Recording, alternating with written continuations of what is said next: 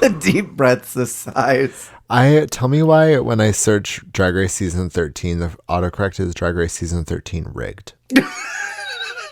Which is funny because I feel like Simone is one of the more deserving winners. Yeah. Because I feel like she is a light in this season. Completely. In comparison to some of the other girls. Which, you know, I'm thinking about it and I realize what I don't respond to, but maybe I'll save that for a little bit. Because I think I figured it out. After thinking about it and gelling on it, I'm like, oh, I know what I'm not liking about What you're this. not liking? Yeah, I think I figured it out. All right. Well, I think I did. Yeah, we'll get into it. I'm looking forward to it. Yeah. Where we left off at episode 4, right? I don't even remember, to be truthfully. We did both the first 2 songs. Yes, we left off. Oh, so now they're together. Yeah, we're at Trains for Days. So what do you think? We're probably gonna get to gonna get to the era where Olivia gets really grating, the roast, or a bit past that. Do you think we can knock this out in one? I mean, with the way that we do, we want to try to. It depends on how much we avoid talking about the season, because it's not that we're filling time talking about the show. We're filling time avoiding about that. You know what was so funny is that I was going to ask if you wanted to hear the rumored cast list for All Stars 10 before we even got in here. Okay, let's do it. Avoiding talking about 13 let's just do a little it, yeah. longer. I love it. Okay, so because I haven't heard any of this. So this is completely first time blank. reaction. Are we live? We're live. I'm so sorry I didn't even say anything. Oh my god! This is on tape. Okay, lay it on me. Let me take a sip of my. We're being recorded. My gin and tonic. What was that? Was that Reba where she's like, I have a sixth sense when I'm being recorded. Someone's staring at me. It's the way I want to rewatch that show from the beginning so bad. We were watching a couple episodes a couple of months ago. I want to rewatch it all again. If it didn't have a laugh track, I would watch it cover to cover, like nobody's business. Do laugh tracks kill you? A little bit. They're a bit of a boner killer. I can't think of any show I watch that has a laugh track. That's so true. What if they had that in Housewives? I would honestly love it. I honestly would love it because I think it would be so funny because they already are trying to do so much with the editing. They edit it like Drag Race because they definitely punctuate with sound effects and some girls get the circus music when they're talking about their business pursuits and stuff, and I love it. I would kind of live, laugh, love if they did a 1950s style acting challenge with laugh tracks and oohs on Drag Race. That'd be fun, a black and white sitcom. Yeah, that'd be so fun. Episode 1 of WandaVision. Yeah. I think that would be really cool. Anyway, so this is just rumors for the season 10 scared. of All Stars. It's a weird group, so I always look at rumors grain of salt. Cameron Michaels was supposed to be on 9 and then it didn't happen. Oh, really? Yeah. Okay. Wow. I didn't know that. Wow. Mm-hmm. Okay, so it will be interesting to see when we record for, I don't know, this will probably España season 2, España season 3. We're going to be talking about... and then All Stars 10 will come out. Yeah, we're going to be talking about the actual cast list. Right. Yeah. Anyways. You're not ready. Season 2, Nicole Page Brooks. This cast is not real. No, it's not. There's no way. There's no way. Season 3, Phoenix. What? Season 7, we're skipping 4, 5, and 6. Ginger Minge. Again. I mean, we brought back Kennedy, Alexis, Eureka, Alyssa. I'm sick of it. This feels AI generated so far. It does. How do you feel about Queens coming back a third or fourth time, though? I think, okay, my opinion is Eureka and Kennedy are okay because it's a different franchise. Sure. My opinion is once per franchise. You get one US, you get one All-Stars. If you're on one, you get a freebie. Yeah. And I think if you were severely fucked over on a early All-Stars okay, I'm just gonna say, if you're Tatiana, you can come back. Tatiana, Coco, the All-Stars 2 girlies adore. Y'all get a freebie if y'all want to come back. But I think season 3 onwards, if you've been on All-Stars, you're good. But if you want to be on a Versus the World, to me, that is a different franchise. I think it's unfair for the other women. Right. But especially people as we're seeing... seeing... Well, True. As we're seeing some of these seeing in real these time. women step up to the challenge, but yeah, that's my opinion. Is like you get one per franchise. I feel that. I feel like it's fairest that way. I think if you made it to top 3 or top 4, it's sort of like, I don't know if you should Yeah. come back. Because, like, if you're going to stick a top 3er next to a pork chop, Yeah. that, like, feels bad to me. No, that makes sense because I feel like someone like Scarlett coming back 3 times, she was more exciting to me because she felt a little shafted both times. Right. So coming back to Versus the World, I don't feel like she had a leg up on Right. any of those girls. Same. So I like more like those kinds of circumstances more than Right. what you're saying, the finalist that's been there every time. Right. Which like Eureka. and we already know Kenny's gonna make it to the final. I'd be Right. gooped and gagged if she doesn't, but like also she Yeah. deserves it. So it's hard because you're putting someone who's like a juggernaut and is deserving of making it to the end most likely. So Against someone who may have been out first, second, or third. yeah. Okay, so wait. Okay. Nicole Page Brooks, Phoenix, and Ginger Ginger Minge. Minge. Ginger Minge, which I hate. Okay. Anyway, I don't hate Season- her, but I hate that she's Right. coming back. Season 8. Acai Berry. Wow. I would live if Acid showed up on an All Stars. And she comes and punches Michelle in the tit. You, In the you're left one. in the left tit specifically. Season 8 and 9. Santiali. Really? Do you want to see my cuckoo? I'm kind of. Wow. It took you like a second to process. You were like, who? For a second I started thinking about Naisha Lopez and my I got God. really upset. Sorry, Naisha. Sorry, girl. You can mute this part. I know you're listening. Cynthia, Miss Cuckoo. I'm here for Cynthia. I loved it. I thought it was amazing. Get more memes for the podcast. She's gonna be a meme queen. Okay, yeah. and her. And her Acid? interacting with her and Acid together actually be cute. I think Yeah. that she might be a kind of like an emotional foil to Acid because maybe having Right. someone that is from her season, but Mm-hmm. at that, like Cynthia is so loved. I know that even Acid has a soft spot for her. Right. So I feel like that might be an interesting balance to her persona because I think that she will be very hot coming in, especially with so many people that she probably doesn't know. Absolutely. Okay. And then from season 9, Aja. I would be kind of here for that. Aja. I mean, I love seeing her come back for All Stars 8. That freaking dress lip sync was hot. Yeah. I thought she was not. Well, I mean, I guess she was in drag for All Stars 8. But I was gonna say I didn't know that she was like a full time drag queen because I thought she returned to like ballroom. I thought she did too. And then she was a sidekick. But I mean, She love was a that. sidekick? I don't know. Maybe she's on that kind of like Azalea Banks pipeline for a minute. Azalea Banks. She's kind of the Azalea Banks of drag, and True. but she is. Yeah. Yeah, interesting. But she'll be fun. I think that she'll be messy and cute and like, Especially with Acid.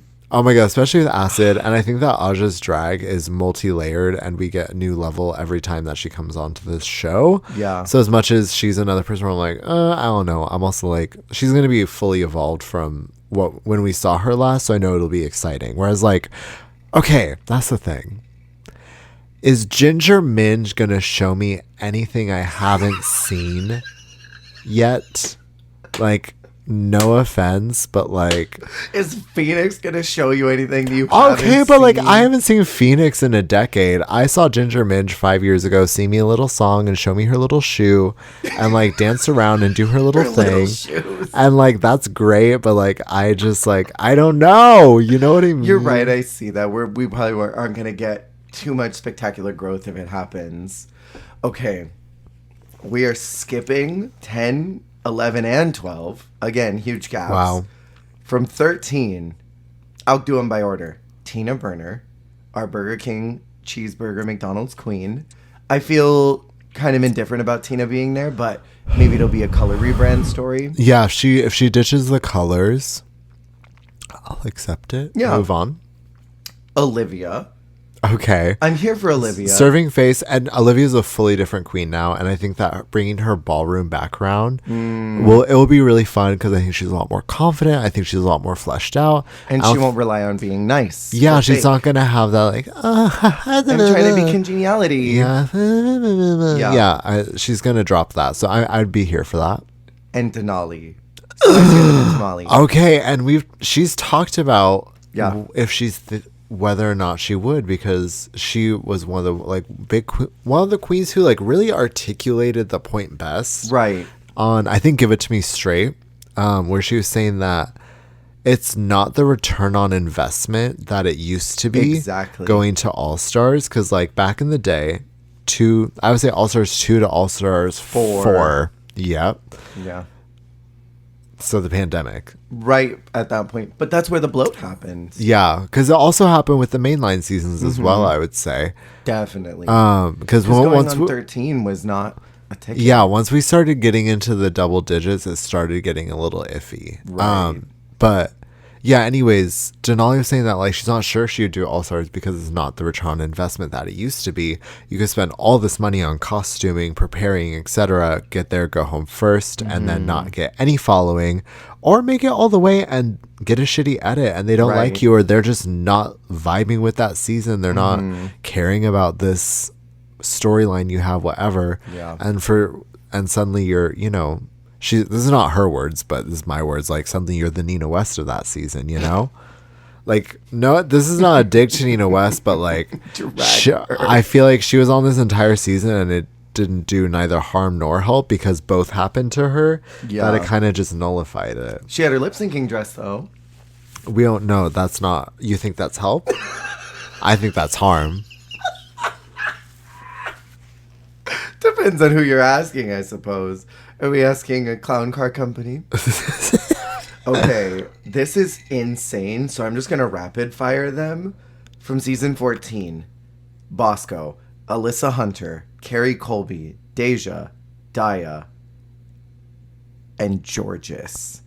Okay. There are so many rumors that Georges said yes to 10. I feel like that is bonkers, but also that's ridiculous. She's so stoned. She's like, let's do it. Her showing up to DragCon 3 days after. I absolutely believe Deja and Daya being there. And Bosco.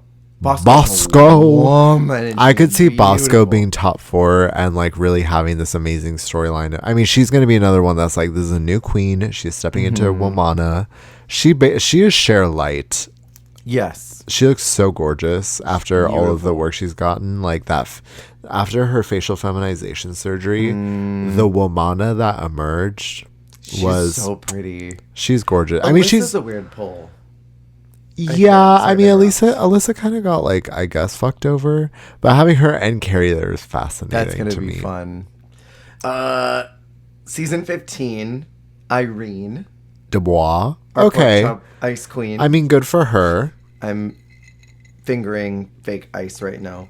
And Mistress. She would say yes. Mistress and freaking Acid in the same. Oh my god. Well, Mistress is there to troll. Oh yeah, that's why she'd be great. Here's the weirdest part of this whole list. Now a warning. Nobody from 16. Oh wow. But someone from the currently unaired season 17 will be there. Allegedly. Girl. Someone named Lydia Collins.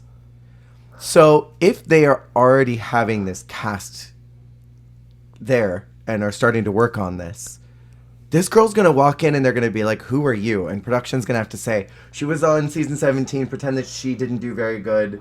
She got a bad edit. Oh, damn, I can't believe Lydia's here after she did so badly on her season. Huh, gasp.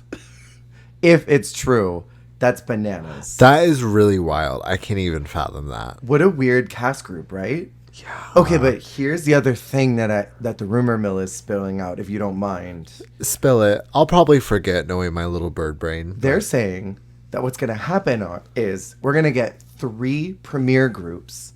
Each group will do like 3 eliminations. So it would whittle down to, because I think there's 18 girls. So there'd be 3 girls, 3 groups of 6. They whittle down 3 episodes each to a top 3. then all 9 of them get together, and then they finish the season. What the fuck? That's what the rumors are That saying sounds right now. exhausting for them. Doesn't it? That sounds like a triathlon. Imagine showing up for your episode in your group of 6, doing one episode, and then waiting 6 production days to do another one. Oh my god. And then also doing all that waiting and then going through all those eliminations in your respective groups, making it to what you think is the end of your group. Yeah, only to get joined up with 2 other groups of 3. To make it to the equivalent of a start of a small season. Yeah. That is maniacal, diabolical, Unless what they diabetical. do is, I mean, even still the production would be forever, but if they sort of everybody has a girl group that's exactly the same, and they merge all 3 groups in the same episode, so it's an hour and a half. Yeah. 3 different groups, and then make that season shorter a little bit production wise, but still the filming would take forever. Yeah. But that's the rumors right now. That's crazy. Isn't it insane? Call your top 4. From this group, I mean, Mistress, absolutely, hands down. I think if Irene comes with the package that she had for her season, Irene, Bosco, and Ginger. Ooh, yeah. That's what I would suspect. But also, I mean, Georges is a very clear end game kind of character. You don't bring someone back right off their season. But I mean, this feels like you said, it feels AI generated. Can I, okay, I'm going to give you my spicy top 4. Tell me. Bosco. Right. Deja Sky. Okay, I'm here for that. Mistress and Acid Betty. I would be so here for Acid being top 4. I think that's going to be, I think the early outs I'm going to call it are going to be Alyssa, Cynthia, Carrie Colby, Nicole Page Brooks. I think Phoenix is an absolute wild card, but I think she'll be someone like Chanel, where she'll be fun, but won't necessarily make a huge splash. Imagine it at the top 4. It's Nicole Page Brooks, Aja, Irene, and then this random Lydia Collins. Oh my god. I think Irene's going to be top 5. I think she's going to be right before the I think she's going to do good. How do you think Georges will do if she is there? I'm pretending she's not there. I know. I think she's there for the ride and she'll make it halfway. Yeah. I don't think she'll care if she doesn't go far. Right, because she already did it. She's just there to have fun. I agree. That's just crazy that she's there. She's there for the money. I don't know. If it's all true. Anyway, should we finally talk about season 13? I guess. Is there anything else you want to talk about that's not season 13? Well, yeah, we could talk about Kingdom Hearts. Yeah, I love it. Love it. Not this. We left on the RuPaul Mark channel. What do you think about having an acting challenge where, I mean, I don't think about those, I should say. Having an acting challenge where all 3 groups have the same exact prompt, same exact writing, just slightly different premises. I honestly wasn't mad about it because I think it really spoke to... Okay, because, the thing was, the script was bad. The script was awful. It was really... It spoke to the talents of the people. Mm-hmm. Simone breathed so much life into it. Literally. It was crazy. And she actually made something unremarkable, completely memorable. Right. And so, it's funny. And, a role that might be, filler in someone else is, a standout or, a Filler meme. queen. Yeah. Bar queen. Or, a meme in another group. I think it was fun. I just think, I was already going to start complaining. Is that okay? Yeah. Please. What the fuck was this narrative? I know what it was, but what the fuck? What was it? The gnome? There's just a lot. All of it was bad. There's just a lot, and I was like, is there a Hallmark movie that resembles this? Because if there is, why is the channel still funded? But because it was just confusing because I was like, is this are these references to things that my little pea brain doesn't understand or know about? Am I missing something really brilliant here? Yeah, because the only thing that was funny was Simone, and it wasn't even funny because of the script. It's funny because of her. And honestly, she was the only good one. It's a meme. So it's not funny, but Kimura is hilarious to me. Kimura and Simone are really the only things I remember. And yes, I remember Rosé's who's in the top, but try like to forget it. It wasn't funny. Like No. I don't want to be harsh, but like It wasn't Rosé funny. was She's in the listening. top because Rosé, mute this part. Rosé was in the top because she was a good actress, but she Right. wasn't funny. No. But it also wasn't her fault because the script wasn't funny and she was trying to be funny, but the Right. script was blah.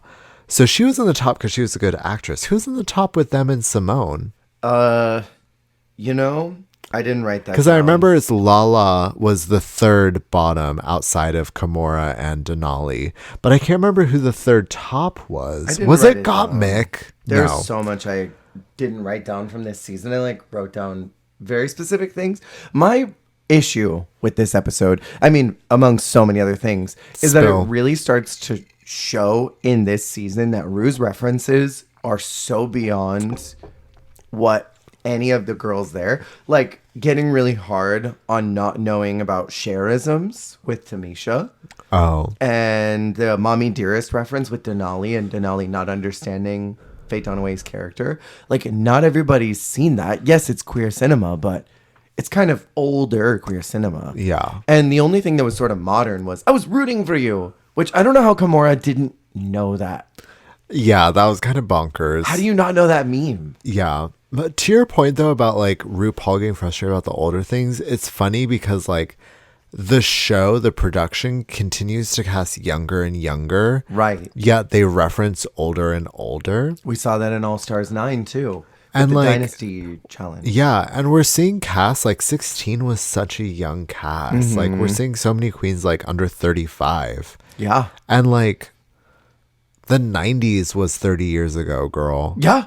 That was Like- my childhood. Well, and even like All Stars 8 was really young, and they had that whole Joan musical. Yeah, yeah, it's so funny about that. And like they lucked out that they had a lot of queens like James and like Candy knows how to play the game of Drag Race, so they know those references, stuff like that. But, Alexis knew, definitely. but like pick a random group of gays, even drag queens that aren't on Drag Race, and just pluck them out of a room, like do a little like survey.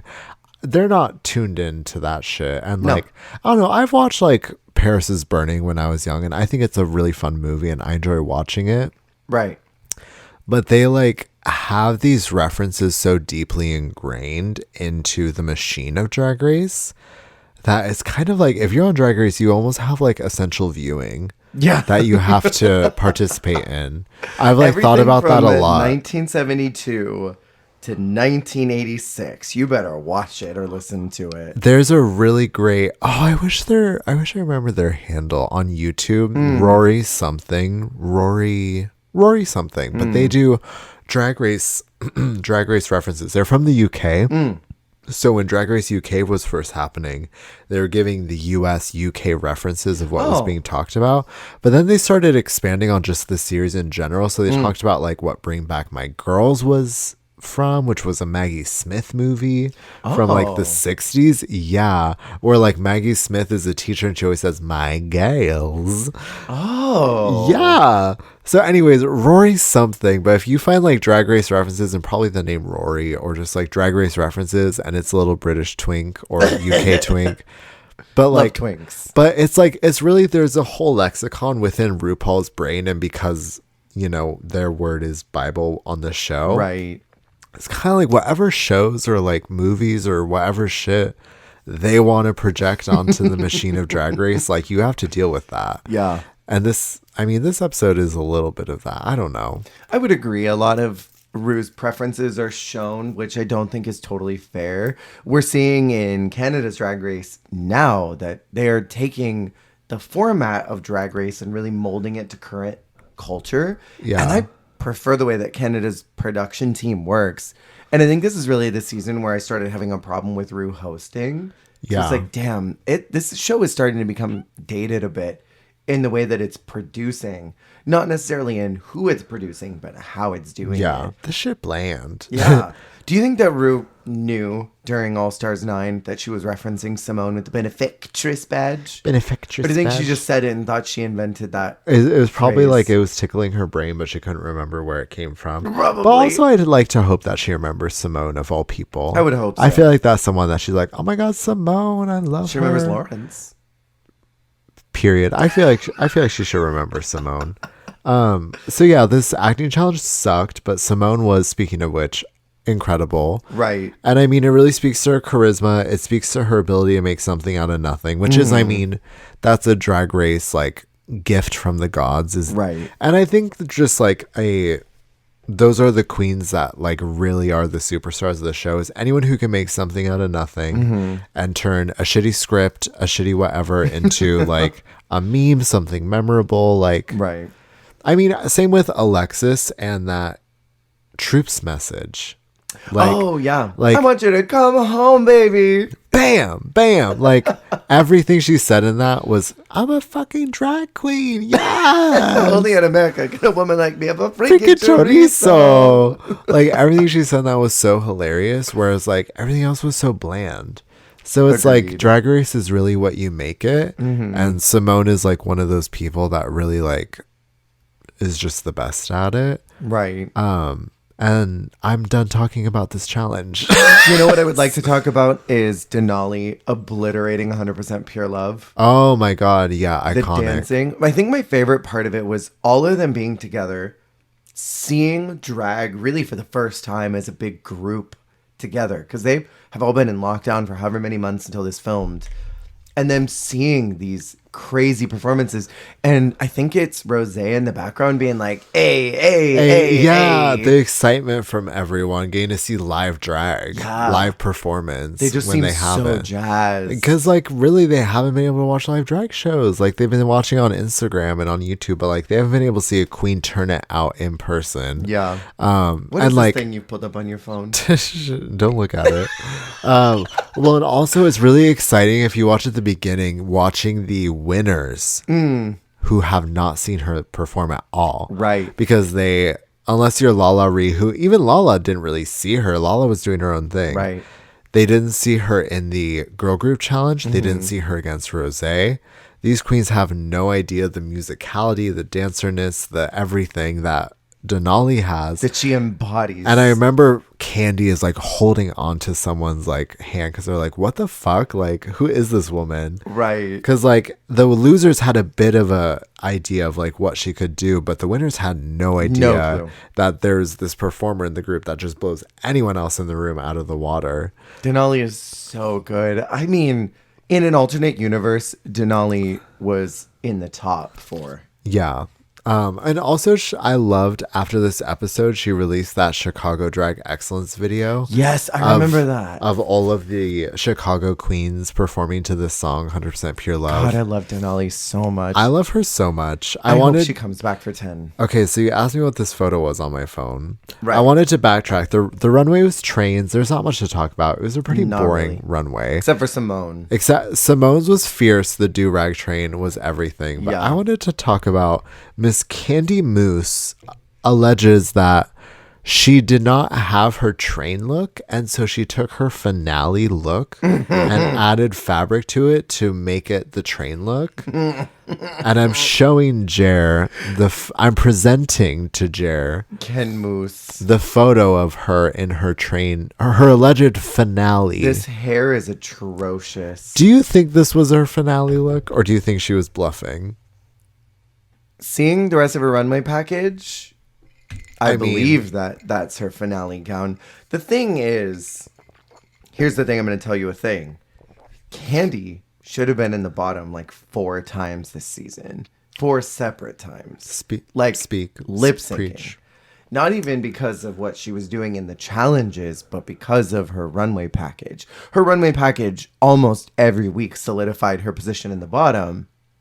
But yet, Rue seemed to love her Yeah. and did not want her to go anywhere. Well- which is why I have the conspiracy theory why Dahlia was in so many episodes in 12. Because if Candy was cast and she was like, I don't know, maybe in cahoots with Rue to get to the end, and in her contract it was, I'm there till top 4. Because, I mean, some queens have implied that they knew how far they were going to go before they got there. And if Dahlia then last minute took her place and was like, I want my mom's contract. And they were like, well, you're gone. She said, well, then make me a broccoli or something, because I got to be there. The contract said I was in this many episodes. Tinfoil Tinfoil hat. That's spicy. Because why the hell else was Dahlia there for so long? Especially because she left on such bad terms. It was funny that she was brought back Storming. It's so funny, her trajectory. Yeah. You know what? I'm actually excited to talk about the next episode. Yeah, we have the bag ball coming up. That's the next one. In the beginning, I thought what was interesting was Tamisha getting feisty because Candy says that Simone's her biggest competition. And Tamisha's like, but wait, baby, you haven't seen the rest of us. Yeah, you haven't seen what we can bring. You don't know what we do. How are you going to say that she's your biggest when all the rest of us are here? Yeah. I thought that was spicy and that set up some good stuff for production. I know there was some homo that was like, write that down, write that down. Well, and you know what that really is in my brain? For me, para me, spooky me. Candy is speaking in Drag Race terms and Tamisha speaking in real world terms. Yeah.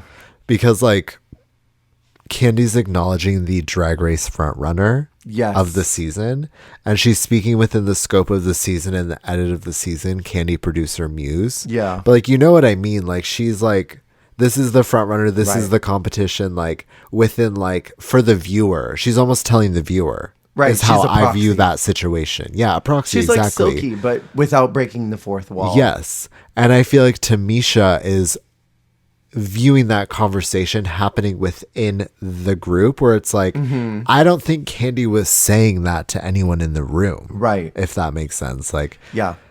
But Tamisha obviously took it like Candy was saying that to everyone. Like, oh, this is the competition. Right. Where it's like, I think Candy obviously realizes that all the queens are formidable in that group, but like, yeah, it's what you're saying. She's being that audience proxy, and she's trying to she's pseudo narrating in a conversation, right? And I think also there are some girls who are really good at drag, but not good at Drag Race because you don't understand the cameras are watching them and what's going on behind those cameras. Yeah, I don't think Tamisha was aware.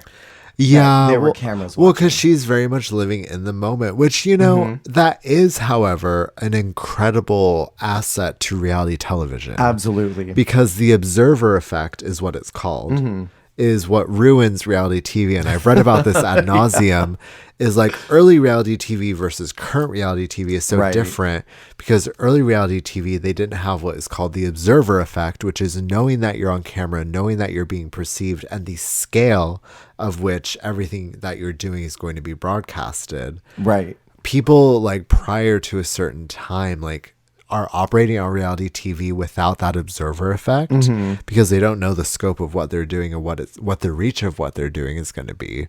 But nowadays, everyone is hyper aware of that.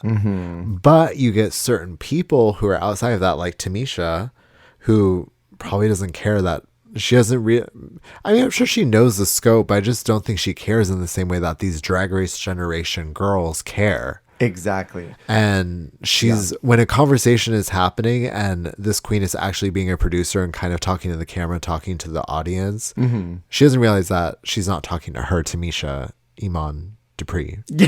LePage. Davenport. Excelsior Dupree, yeah. The third. Anyways. You know what we saw a really good example of that now that I'm thinking about it is Melinda and Kitten. Oh my God. Yeah. Melinda was very aware of what she was doing, and even at one point said, I just know that Canada's gonna love that queen who blew up about Brooke. And Kitten just sort of, oh, I'm having so much fun. Yeah. Not having a clue that what she was doing and saying was going to be seen by a lot of people. So she made not bad decisions, but just decisions within the competition that did not pan well for her edit. Where Melinda was thinking kind of more big game. Yeah. And I mean, I can't help but also feel like part of that is generational. I mean, there are people who are in their 40s and 50s who watch reality TV, but people our age, like we've always been informed by social media and opinions of words on the screen more than anything else, like our entire lives. So I feel like it's so different. Like people who got to grow up without having the weight of words on the internet like impact them in a certain way, I can't help but feel like they do operate a bit differently because people like us, we've always been so in tune to the internet, we've been so in tune to public response that like I feel like we do operate in a bit of that fear. Definitely. That like it's really difficult to escape from. Certain people can, but like I just feel like generationally it's a lot easier for people of a certain age who grew up before the internet to disconnect from that. And Yeah. I mean, they're really realistically they're existing in the real world. They're existing in the present with you, but like they're not performing in the same way and like disconnected from the people in the room and more so plugged into the reach of what they're saying and It's very the Matrix-y. narrative. I know it's checkers and chess, like Yeah. Because I mean, like I hope what I'm saying is making It sense. does. But like, because what Candy is saying, a lot of it isn't always to the room. It's not even to who she's saying it to, and she's having conversations in the workroom. She's playing to the camera Yeah, without looking at it like Silky would do, where she would narrate but look directly at it. yeah. Where Candy is being a little more tactful and smart about it. I mean, it's an art. It is. And I think we saw Silky do that. She's a really good example of someone who does that. We saw her do that much better in Canada versus the World. By the time she got there, she figured out how to narrate the season without doing it directly to us. Yeah. And Candy was doing that. And I think Tamisha was feeling a little sensitive about that, thinking it was meant as a none of you mean anything to me. Where Candy was looking at the big picture and thinking, this girly is going to the end. I know she's going to the end. And I need to hitch my horse to her cart because she's going there. And I want to go to there too. So we get into this bag ball. Let's talk about this because we love a ball. We love a ball. What do you think about bags as the I was theme? gonna say it's kind of weird, isn't it? Bags are a little bit of a weird... Bags is kind of random, but I Yeah. mean, this was like during the ball fatigue because I feel like the balls have been fun again recently, but I feel like there was a stretch where they didn't know what they were doing for the balls after the Right. ball. I feel like Which this is such a weird category. I feel like this is kind of the beginning of the chaos for the balls because the Halloween ball was super fun. Right. But I feel like from like 13 onwards, we start getting into some weird balls for a little Doing a bit. sporty ball and then doing a purse ball. Like, Yeah. I don't, it's a weird little theme. We've got mixed bag. All you have to do is just put a bag in it. Which Yeah, the doesn't- word bag, which even some of them fail to do. Right. Money bag. So it's basically executive realness. Rich executive realness, I which like like executive I was gonna say, I feel like I don't care if it's dated. Right. I love like the old school like party girl executive Yes. cocktail executive sewn look. I am obsessed. They could do that every time and I'd be fine with The it. money ball is like my favorite ball of all time Right. because that format is like my favorite. The after 5 p.m. cocktail look and then the executive look.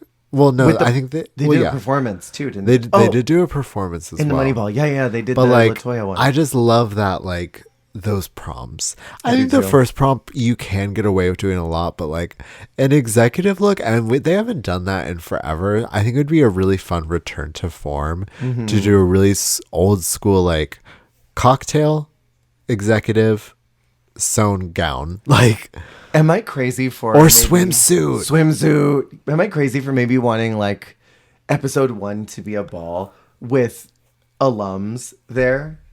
Oh, that'd be That so would be cute. like they have to go through the alums, and the alums are the ones who judge and decide who did the best.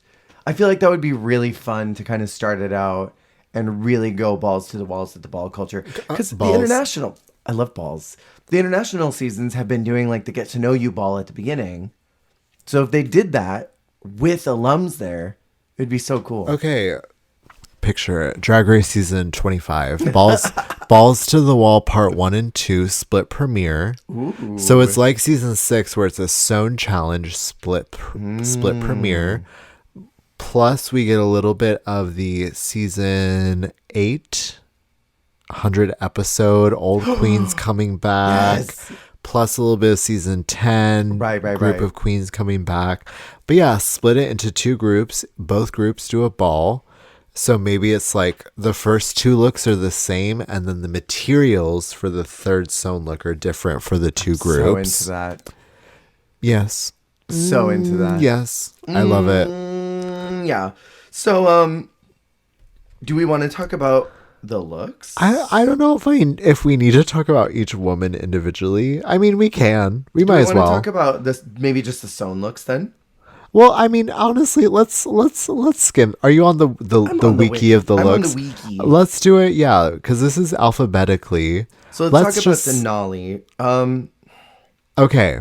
This is low for me. All of them. My favorite of the three is the money bags. I liked airbag best. Oh, I mean, the airbag look is fun. I think, doesn't Gottmik also do a crash test dummy at some point this season? I think in this exact same one, right? Or was it later? No, it's a later episode. I don't really, I mean, I like the piece. I just don't like the skirt. Let's rank them all. Like, as a total package of 3 out of 1 to 10. This is a 4 for me. The airbag? The whole thing. The whole all 3 package. All 3, yeah, I'm going to give it a solid 5. Because I like the narrative of her last look as well. I like the vision, but I don't like the execution. That's my problem. I'm going to give it a 5. Okay. Then we have Elliot. This racist fucking turned it. I'm told you last time. It makes me so mad because Elliot's runway It's really is difficult so good. because, like, preface, like, yes, she is a racist POS. However, this sewn look is impressive as fuck. The coat is so cute. The coat is cute. Obviously, the top and bottom are kind of suspicious, but, like, it's fashion to me. It's because it's very, like, sculptural and, like... Also, I the money bags is very 80s. The hair, love that wig. She loves that wig she too. Looks like Glenn Close. Yeah, it's hot. God, she looks so cool. The gift bag is the weakest, but it's a very cute concept. So it's still like, and like the tassels on the tits is kind of camp, like. And the 2 RuPaul. Yeah. It's a 9 for me. Oh my god! I don't like her, but this package is so good. I'm gonna give it a solid. I'm torn between a 7 and an 8. I'm gonna give it a 7, just because it's her. Just be yeah. Minus point for racism. I mean, minus 100 points for racism. Okay, so Gottmik is tricky, isn't she? Because like, yes, she won. I thoroughly disagree. But as time goes on, like, I feel like her win was kind of written in the stars because it was like, we need to solidify she's a fashion queen. Right. Like, obviously, this money bags look is, like, really gorgeous. Like, the suit is really cool. Okay, we didn't even talk about how I, like, fully forgot about these fucking bags.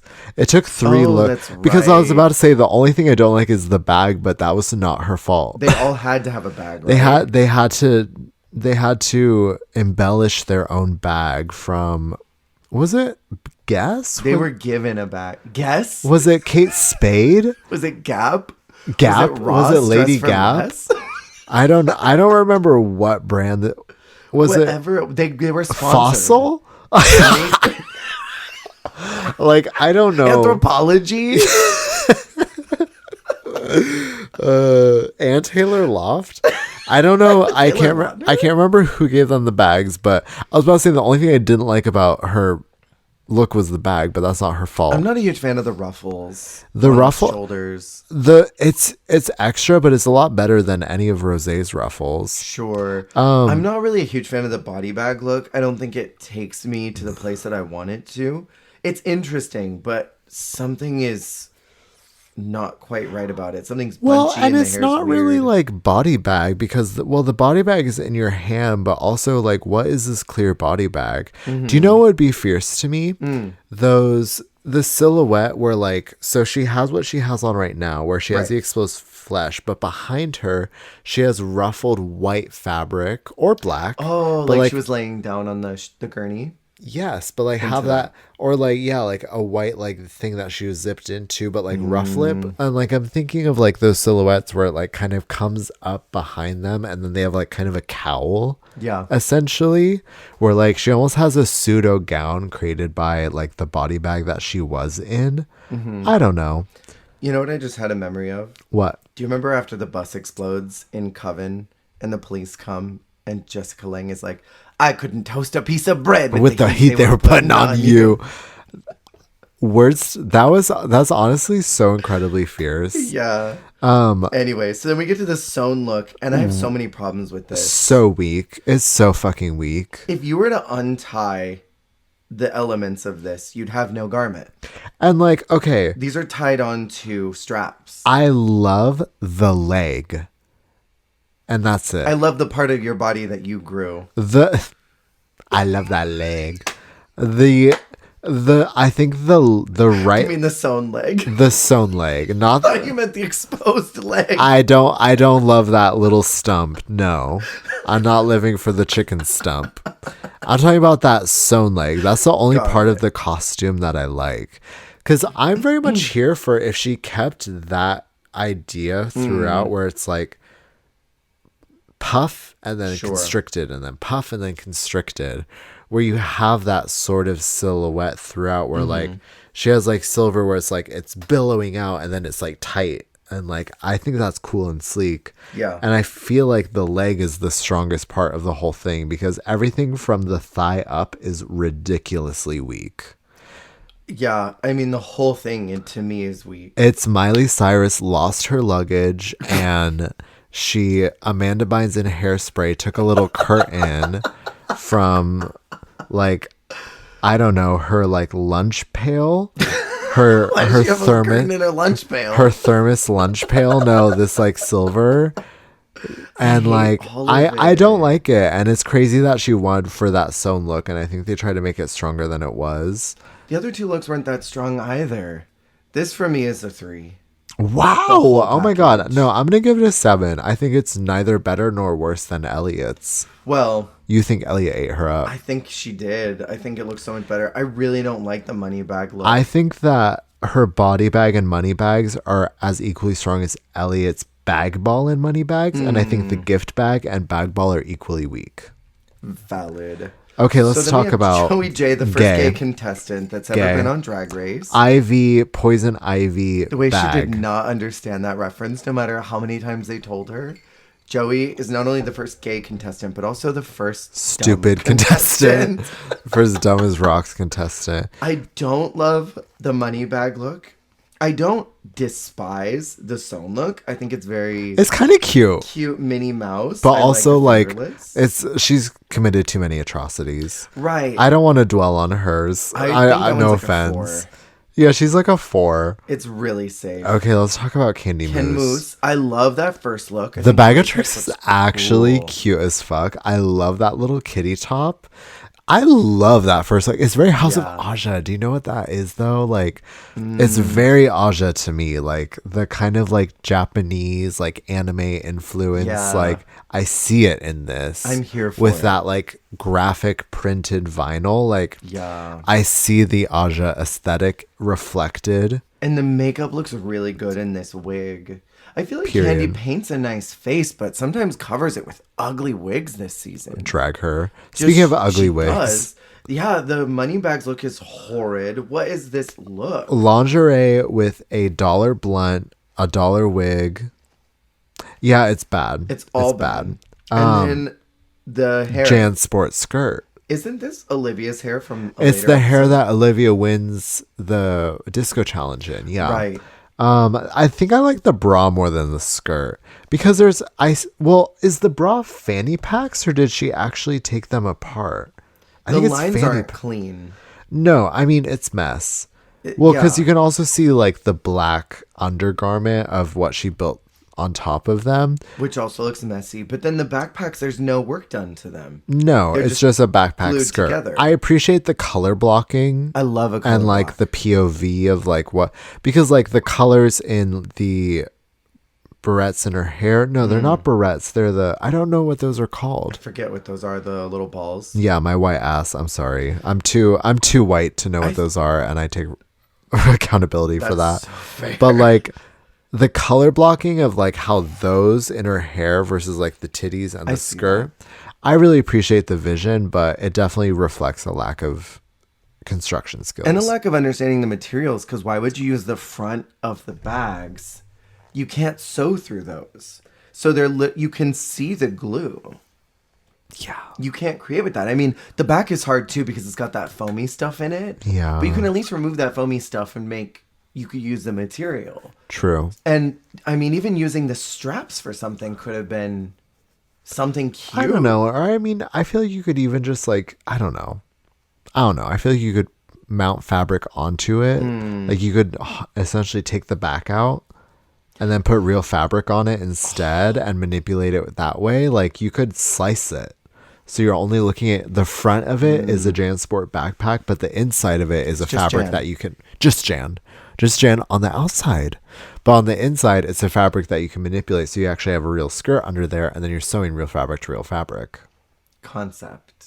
Yeah. Just sew it, just chop it where the zipper is. Yeah. Or I'm looking at this and I'm picturing. Oh, this is, imagine give me the vision. Triangles. Okay. And do like a mosaic. Oh, And a little like, JanSport use mosaic. this black fabric that she's built everything on to build some type of garment, and then glue on individual triangles so that it creates a mosaic That'd be cute. in these colors. Yeah, that'd be cute. I think that would have been a better use of the material. All right, then I think it's a 3 for me. Oh wow, I'll give her 5. I like it Being more. so generous, and I'm like being Raven over here. You're like Raja, like I'm Raja, like stoned and on shrooms and on Valium. I thought it was really I good. love it. I think it's fashion. So what do you think about Candy Muse's dress? It was great. I thought it was really good. I loved it. I thought it was really good. Okay, speaking of things I actually thought were kind of good, I like Lalaurie mixed bag. I love The bag of bones. the mixed bag, the bald head. The bag of and the money bags. Yeah. Okay. Oh, sorry. No. Okay. Her first 2 looks are serves. Yeah, It's the just- bag of bones is, I think, cute. It's just missing some things for me. Yeah. I mean the costume shop bones are kind of silly. If you're gonna use costume shop bones, spray paint them with glitter or put rhinestones on them or something. In my opinion, Cindy, this is a skeleton. This Cindy, is this bones. is bones. I think the money bags look is so hot. Delicious. I love me Ridiculously fierce. peplum. This is sort of that cool substitute teacher, which you didn't get to experience because you were a homeschool kid, but Making me wish I had a cool substitute yeah, teacher. the cool substitute teacher that comes in. But I mean, they would probably wear like black stockings so that it was less like woman out on the town, or like hot secretary in the 90s, like 93. Yeah, but I So love good. her money bag look. I agree. This look with the huge earring, the bald head. The bag choice was great too. Well, it was really hot that she matched her shoe to her bag. I mean, that's like an accessorizing thing, but like she has a hot like statement hot pink shoe with if you take the bag away, it's really like a cute statement on the look. Right. But then you match the bag to it. So it was really impressive. It was And then the most iconic look that's ever been. the gift bag's hot glued to a black corset that you can still see. And then a little Furby on her head. Furby. I like the boots. It's so That iconic. she I brought mean, from home. I don't think there's any new commentary that can be added to No. it, but I love her for it. This whole package is a 5 for me. It's like right in the middle. It's iconic for the wrong reasons, but I'm kind of obsessed with I'm giving it a 6. I'm going to rate it higher than Candy's because I like the money bags look more. I like the mixed bag look equally. It was egregious that Candy wasn't in the bottom. And the bag ball look is bold. So yeah, agree. Candy should have been the bottom. That's T. All right, then we have Olivia. So- I like the idea of the first one, but we just got a really good. Didn't we get the LeMay look for? We just got Simone Simone's doing a boxing boxer? look. She was probably pissed. So this was less impressive to me because Simone's was better, and this fabric is sort of like Pink Power Ranger. Yeah, and hers was a little looser. It was a looser short. It wasn't as well of a fitted tank. It was just not as perfectly executed as And it's also Simone's not a was. punching bag. This is a boxer. Yeah, okay, that would be fun. I didn't even realize that. Her title on the wiki says punching bag. That would have been so gorgeous if you had like a punching bag gown where like you had like the white like innards coming, because I think it has like white Yeah. fluff on the inside, where if it's like a red vinyl gown that's like really like fucked up and has all these like That could be like the white fun. X's on it, you know what I'm talking about? Like when it like busts and stuff, Yeah, but yeah, then yeah. like at your hip and stuff, you have like little white floof coming out. So then you could create a skirt. and then like you have illusion. like a black eye and like you have like all these Yes. cuts and stuff and like That could have been so cool. okay, sorry Olivia, I recreating just her went up to your drag. look. Okay, Money bags is so disgusting. This looks like tie fabric. I mean, it probably was because she made the tie with it, but it literally looks like it's menswear, which I will say I love using. Okay, but also prints. it's not menswear because it's a fucking capri. And no man would be caught dead in a fitted capri pant. Well, like the fabric is menswear. Yes. I mean, I love the idea of using menswear concepts. I think my problem is women's wear. It's okay, and I did this a lot when I was in fashion school because I didn't understand what I was doing. The pattern, the silhouette begets certain fabrics. Yeah. And then she's using different fabrics for it. So to me, when I look at this silhouette, picture this in tropical blue fabric and it's suddenly a beach look. Like the capri with that bolero like cape thing. Like and then resort like wear. and then put like a cocktail glass in her hand like And then she's running from a pterodactyl. yeah not that but like the capri and like the kind of cape, like it's giving me like resort wear in terms of silhouette, but it's work wear. It just throws me off. The top is work, the cape and the pants are resort. And then we have one of Rita Repulsa's henchmen as for some look. Rita Repulsa found dead after her regimen. It's was like badly Rita dressed. Repulsa meets Uma Thurman's Poison Ivy in the 90s Batman. The duos here, because we just had Joey, the first gay contestant, doing a Poison Ivy. Oh my God. And that's what she created. But then there's this corset cincher diaper that is like the light blue that has been covered by the green. Why would you choose this turquoise? With also these like garter things going to nowhere.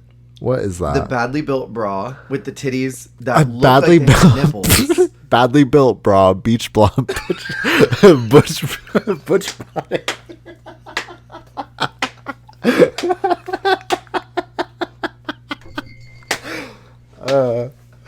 Bad built burgundy hair.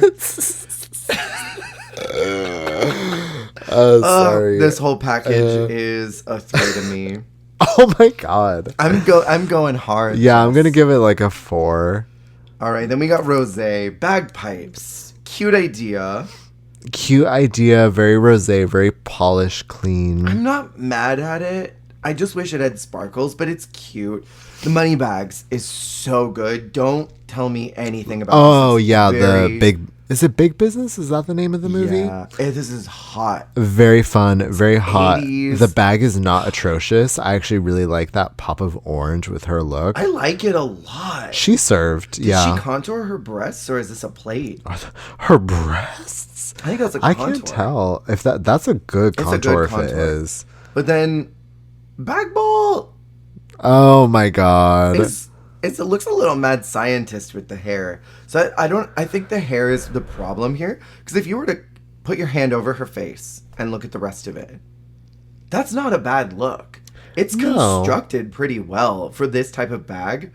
It's not badly built. It would be so fun with 2 circular buns up top. Oh. Like, you know, like just 2 like big kind of like boop boop. You know what this looks like to me now that I'm looking at it again? Spill. It's like a early 2000s version of what year 3082 diner girl would look like, or like Oh my God. like a lounge singer girl. Yeah, well, I could see her on roller skates. Yeah, I could see her on another one of those. I could see her at a gas station. What is that song from Multipass? Clockwork. That's not Clockwork Orange. What are you? What? What's the movie Multipass? And it has Bruce Willis and Mila Jovovich, and Jovovich. How do you say her name? I don't know. You don't know what I'm talking about. We should move on. Fifth Element? Fifth Element. Yeah. I could see her doing that in this. We went on a journey and got somewhere, but Can I just say I loved you in Multipass. Multipass, baby. remember what it was. So what? I'm gonna give her like a 6 for me. We'll Those see if first you're 2 gonna give her ones. 6. I feel like I should give her 7 because I'm Raja, but I'm gonna give her a 6 as well. The first 2 looks were really good, and the sewn look is well constructed. It's pretty badly fun. styled. Yes. That's Rosé's problem all season, is she has a style issue. Okay, so Simone, she had a whole little mini storyline because she doesn't sew. She doesn't make her own looks, which is very interesting because like a look queen not being able to make their own looks is kind of disarming. But we're seeing more of that. Yes. That's a growing trend because prior to like, I would say season 8. I feel like, well, we still get them because we have people like Lux who like her sewn look was an incredible serve. Right. But like Naomi was one of the last people where you can guarantee that if she's a look queen, she's sewing that shit too, or she can make something fierce. And like Aquaria too. Right. But we're getting it more and more where like these really fierce, like gorgeous girls who are look queens, like can't actually make it. Right. That being said, her package is still delicious. I think the idea of doing someone who's had a lot of plastic surgery and a lot of work done was fun. I don't really love the Cruella de Vil hair. That's my problem with it. But I like everything else. You know, and I think it was a reference that RuPaul would like, so it felt a little pandering, maybe, perhaps. Well, and also both of them being references is kind of like, but that's also very House of Avalon. House of Avalon loves a reference. We love a reference. And then she popped the titties, which I thought was kind of weird. Yeah. I don't know if people enjoyed that, but I thought it was weird that she popped them at the end. It almost made me feel like you know those videos where like they take the person's hand away and then they put a rubber hand and they start putting the knife around the rubber hand and it freaks you out. Yeah. It's like, oh, these are her titties, and then suddenly she pops them and they're confetti. It almost made me go like, oh, like it made me like boob. Yeah, it made me grab my non-existent boob, my boob that I never had, and be like, oh my god, my tit. Yeah. Like it freaked me out, but I mean, maybe that's a me problem. You know, would have been funny, but would have been such a mess, and I'm glad she didn't do it. Would have been if she had popped them and like water had started spreading. Janie Jacquet just flood the runway. Yeah. And then Fifth Element adjacent for her money bags look. I love it. Is Fifth Element, right? Speaking of which, is this organza on top of something? It's like there's a layering happening. It's beautiful. I wish I was still as tuned into fashion to remember what this process is, because I feel like it's like you can do like a silk or a satin and then put like the organza or something over it, iron and it, it gives it that sheen on top of a solid. Right. But I might be making that up. I love it. Current. I also kind of love this avocado bag to contrast all of this pink. I like it too. And I actually think that it helps the look. Yeah. Kind of to break it up, because everything else without it, I mean, unless she had a bag or a prop planned. That's also what I'm curious about. Just like for all of them, like did they, for this money bags, how many of them had a bag already, or like a prop or a look? I wonder if they were even told to bring one. Yeah, right. And also, would you... I mean, I guess if you're saying bring a money bags look, like someone who's got a lot of money, maybe they thought these were parts of the ball. But, I mean, I wonder if maybe they weren't, because none of these are cohesive together. And a lot of times what we see in the balls post, I would say, 11... cohesive ball packages. Like it seems like they knew ahead of time. This one is going to be with this runway, so I'm going to put them together. But this time, none of these seem like they were even thought about. There's no color stories that are really similar. There's no designs that are similar. So I almost feel like maybe they were just told to bring an executive look, a rich executive look, and then we're told to bring a look that had bags. Yeah. And that was where it ended. Her actual eleganza sewn look, I think, is cute. It's very resort. Yeah, it's very cute, like 80s swimwear. It's very graphic. The skirt shape is suspicious. It's very suspicious. I mean, it's very clear that she doesn't know how to sew because she doesn't know how to contour things to her body. I think that's like the biggest giveaway is if you don't, I mean, not even if you know how to sew, but I think beyond just sewing, it's like understanding like the basics of like structure and like contouring things to your body. Because like even if you're a hot glue gun girl, you can hot glue gun things to contour to your shape if you understand the mechanics of like Dela. Exactly, yeah. If you understand how to do that, then you can do that in any medium, even if you're working with paper, Right. whatever.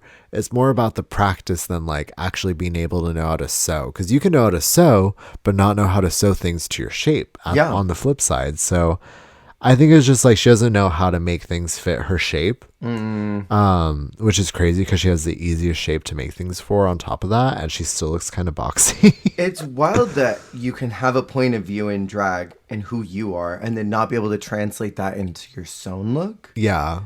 That I think is the And I most mean, disappointing.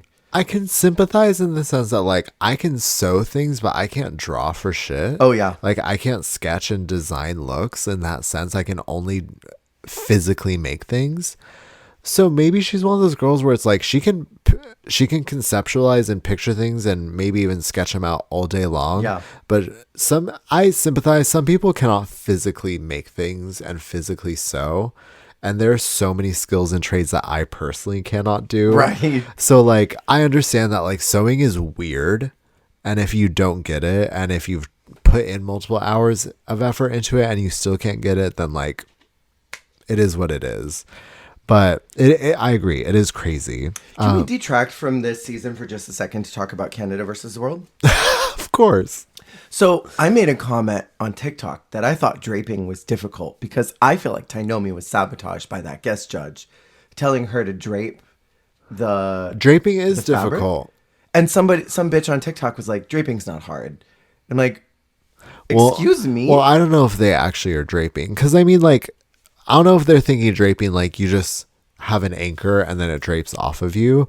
But like, it's not that easy. Right. So like for me in school, we took fundamentals of draping before we took pattern making because draping is really the structure of all like pattern and like dressmaking, etc. Because you're understanding how fabric comes to lay across your body. Right. And once you encounter things that aren't laying flat, what do you do to manipulate the fabric to make it lay differently? Right.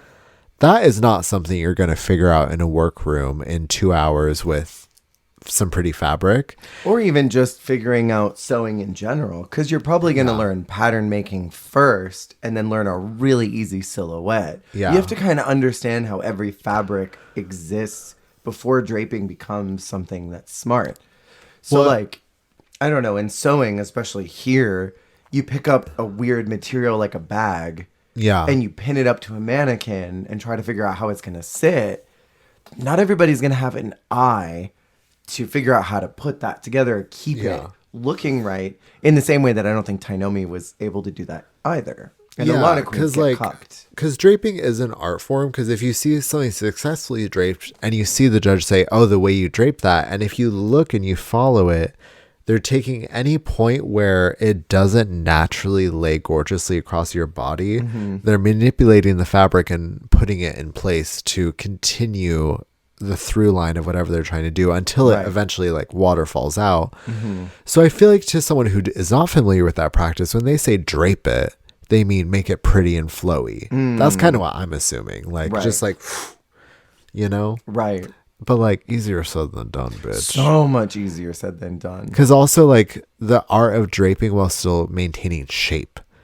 Having things flowing and coming out and like all this excess, yet you still see this really feminine silhouette. That is a challenge. That's super difficult. All that being said, I'm going to give Simone a 7. I'm going to give it, you know, I really do like the second look. Yeah. I feel kind of indifferent about the first one. And I mean, it's not great, but I do like the third one. I'm going to give it a 6. Period. I'm going to follow our normal. I'm going to give it less than you do. Okay. Then we have Tamisha. We only got 3 girls left. Let's do this. I do not that like old Tamisha's bag. lady look. I mean, her package is weak. Let's just say Really it. weak. And it's kind of pedestrian. That old bag is good in the sense that she's giving funny hee hee ha ha. She's giving personality. But what you were talking about just before of like these not having a through line, almost as if they were individual looks. If this was an individual runway and she came out for that old bag. It's so low key. Yeah. This is a lady going to Walmart after church. Well, speaking of church, her money bags look. Also a church lady. Yeah, she's married to the pastor. Yeah, it's really low key. The wig is suspicious. I like the pops of green, but that's just because green is my favorite color. And then the sewn look. She looks like she's going to war. I mean, I only remember this look because it's the look she fought Candy in. Right. Little girl. Little girl. That was such a good fight. It's giving radioactive. It's giving Auntie from Xenon. The 21st century girl. This whole package is a 2. It should have been. Wow. In my opinion, if I could go back and fix this. I mean, I don't like what Lala wore for her final one. But it would be Tamisha and Candy. Wow. I see, me being Raja, I was gonna give this a 3-4, but I think since you gave it a 2, I'll give it a 3. I'll always just do one nicer than you to be the Raja. Okay. Tina Burner. Brown bagging it. I love this look, but I would never get what it was supposed to be. I think the concept is cute because I feel like it's very New York. I mean, this very city culture. Sure. So I think it's cute to do something that's kind of like New York. Does this give you brown bag though? This looks so cool. Oh no, it's just a champagne like ruffled gown. Can we talk about the pillow fabric? This is very clearly from the pillow aisle at Joann's. Oh my god, drag her. You know, do you know what I sports? think? I think would have helped translate. Oh my god, it is. That's what that is in the sports section. I think what would have helped sell the fantasy is if the hemline, not the hemline, sorry, the cup line. The cup line had been really jagged brown, like the like edges of edge a brown bag. If you had a seamstress do like those triangular, like jagged edges, so like that when you're gripping the bottle at the top, and then so that the top of it was that cut off perforated, like top of a brown bag where it has little triangles. There's a word for that, but yeah, she's even holding a bag.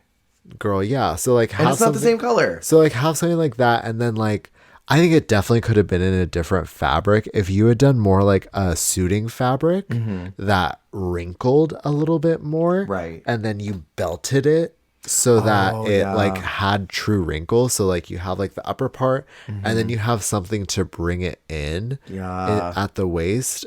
So then the upper part kind of has like a natural wrinkle, like a hand squeezing a bag. I think that would have helped the silhouette a lot. I agree. I don't really want to talk about Tina Burner much more, but the money bag look is cute. Okay, it's really honestly pretty solid. Houndstooth is always good. And honestly, the red is nice. I enjoy her package for the reason that there's not a lot of red and yellow, except for what she makes, which is disgusting. I like the idea. Ketchup cadet. Cadet Ketchup of the condiment crew. Condiment crew Cadet Ketchup reporting for duty. And I'm Mistress Mustard. Oh my god, yeah, I'm Rotten Ranch. Literally. Why are you here? Literally, we kicked you out of the group. She's in a condiments themed kid. She's in the Doodle Bops of condiments, just a condiment kids show, and she's one of the main characters. She's Kelly Ketchup. And she's there to make sure that all the girls have their ketchup. Yes, on their hot dogs. Honestly, I like the design element, but I don't like the color. And I hate the wig. The wig is so suspicious. I don't like the design element. Okay. I love a slutty skirt.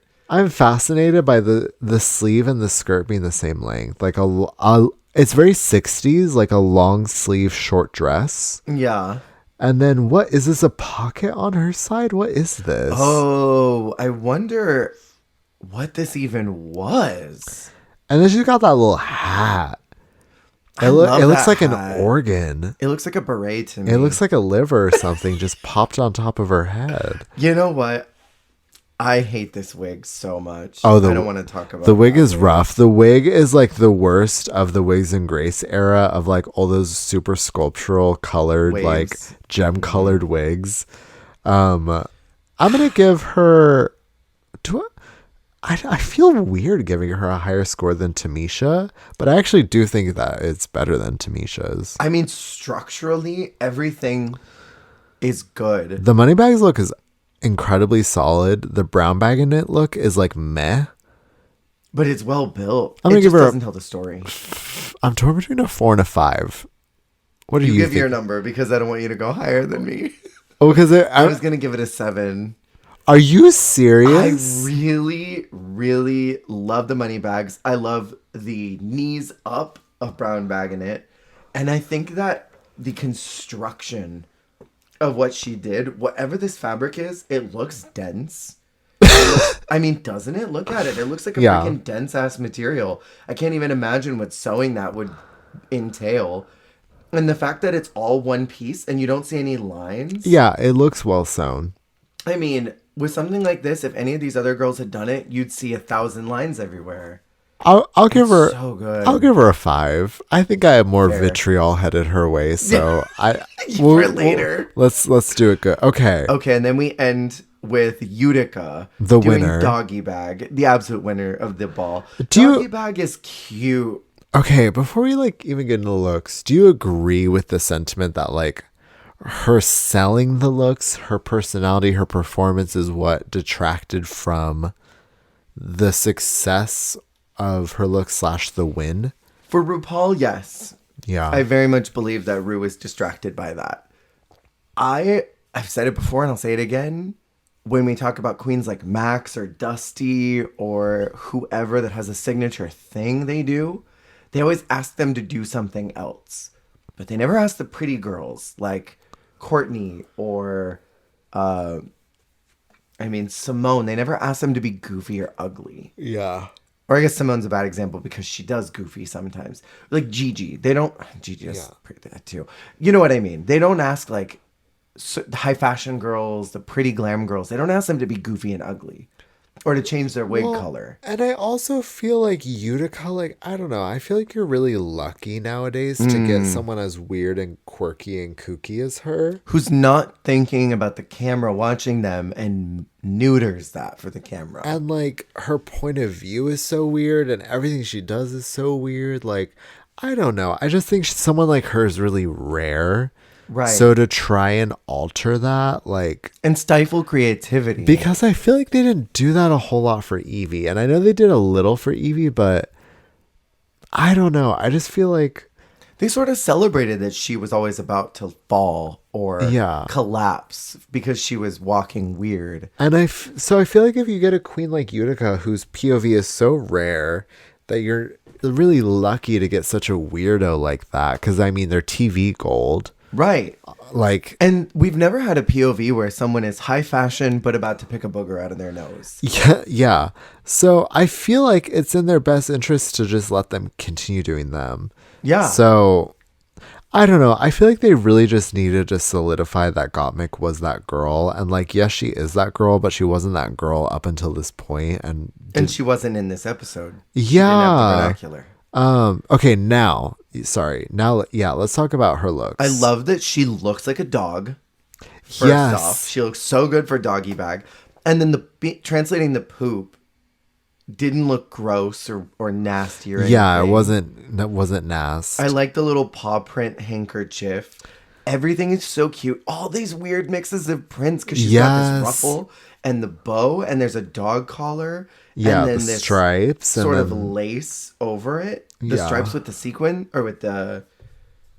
What are these? These little rhinestones? It's all so bizarre, but it somehow works and is really like aristocats, but dogs. Aristodogs. I freaking love this money bags look. She looks like, who is it?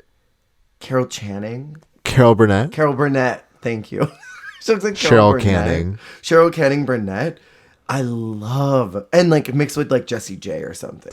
Yeah, it's probably honestly the weakest of the three IMO, but I think it's so fun. It's still really good, even though it's the weakest. Yeah. And then we got to talk about this sewn look, which is like crazy, insane. Because absolutely if you crazy. Zoom in on the details, you can see the hemming everywhere. There's a hem of how she's separated and color blocked. There's no cuts that were made that destroyed the integrity of the fabric, that made it look bizarre. The line cutting here is, I mean, it's a little wrinkled, probably because it was moving. But the fact these lines are clean I know. at the bottom. Well, and to get a sleeping bag, I mean, to anyone who has ever tried to fold a sleeping bag and put it back in the bag that it came in the morning after a sleepover, It's like wrestling a tree. it's impossible. So to think that she was able to do that with a sewing machine is infinitely impressive. I don't know and how she got that. It's just so machines. gorgeous and so chic. And I loved how she presented it with the nails, with the stockings, with the makeup. Like, it was so ethereal.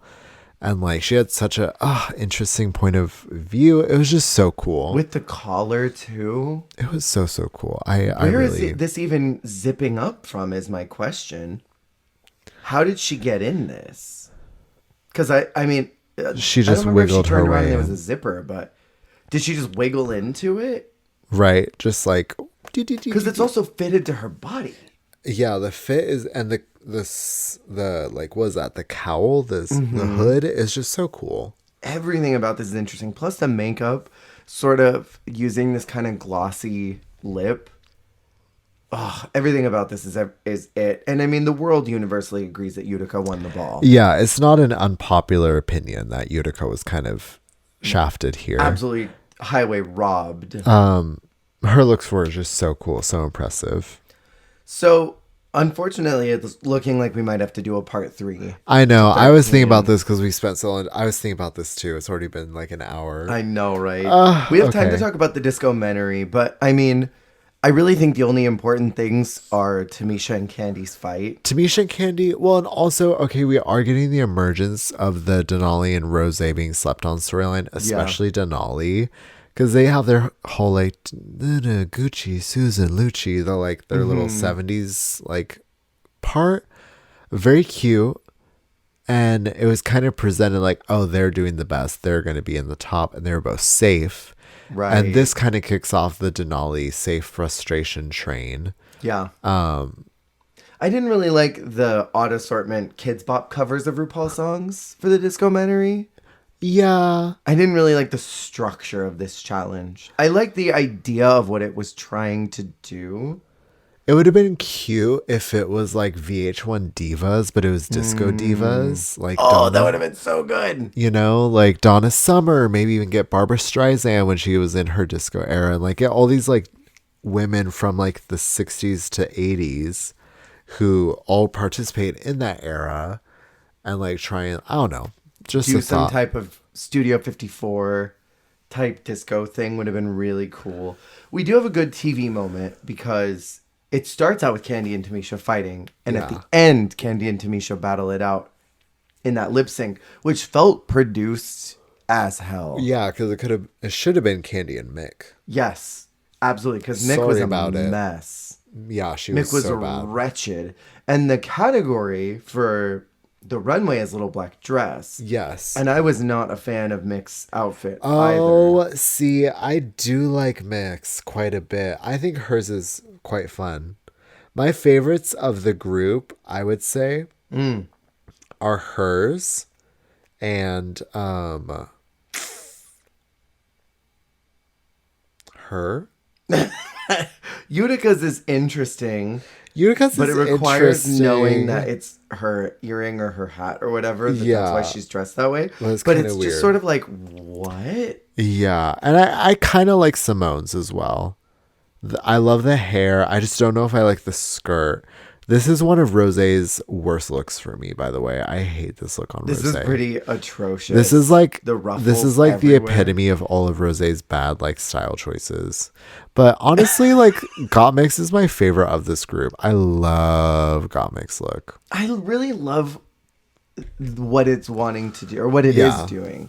I think for me, Para mí. para mí, Spooky me. spooky me, I always have a problem with too much nudity on the runway because I don't want to gatekeep drag, but I'm gatekeeping drag.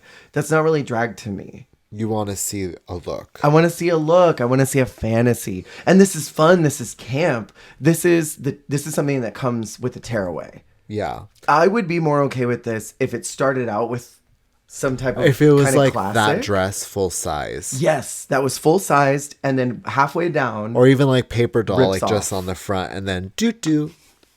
You know what I mean? Milk Like she's is just triggered. holding the dress. yeah, and then it comes off, and then there's this because Yeah. I want the fantasy of that. Yeah. So it's kind of like we weren't together for that season, but do you feel similarly for like Valentina's sex book Madonna look? Yeah, I did where not it's like like the that black at all. bars. Yeah, I get what you mean. I see that POV for you, and like in general, like you want to see more like of a look.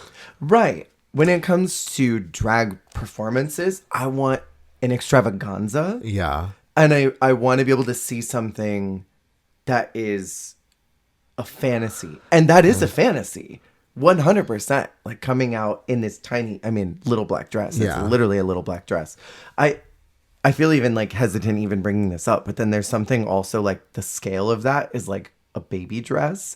And that also makes me Oh, feel that weird makes too. you feel weird. Yeah. Do you know what'd be like kind of fierce is like if you have this gorgeous black dress and then you're holding like almost like Delta holding her bangle. Yes! Just holding like this little like globe that has the tiny dress inside my of God. it. This, and that's the little black dress, but it's the dress you're wearing, but it's the same Yeah. dress but tiny in a little thing. But yeah. That's just me. And I feel that way about I don't know if you remember Scarlett and Kita Minaj's Prince looks.